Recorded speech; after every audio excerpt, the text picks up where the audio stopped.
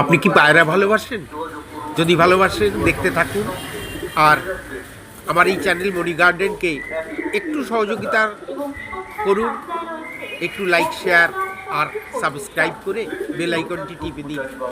তাহলে আমি আপনাদের উল্টোপাল্টা অনেক যা দেখাই আপনাদের দেখাতে পারবো। আমাকে একটু সহযোগিতার হাত বাড়াতে।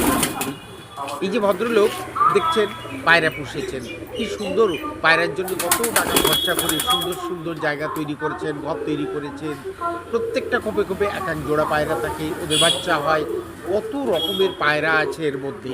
আমি জিজ্ঞেস করে জানতে পারলাম এর মধ্যে আছে লক্ষা পেয়ারা, গিরিবাজ পায়রা, সিরাজ, ভিক্টোরিয়া, সিলভার কিং, মুখী।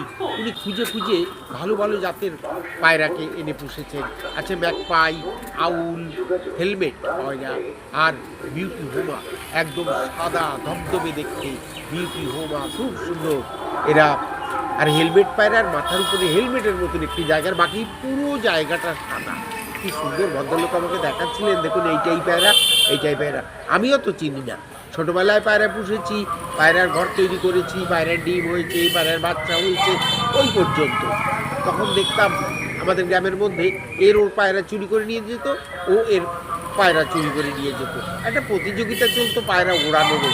সেই কত কবিতা আমি পড়েছিলাম যে এত ক্ষয় এত পড়াই, শেষ হলো ধান একটি মরাই, একটি কথাও শেখারও নেই চিহ্ন। কৃষ্ণ কৃষ্ণ হরি হরি, দিবারাত্র চেঁচিয়ে মরি।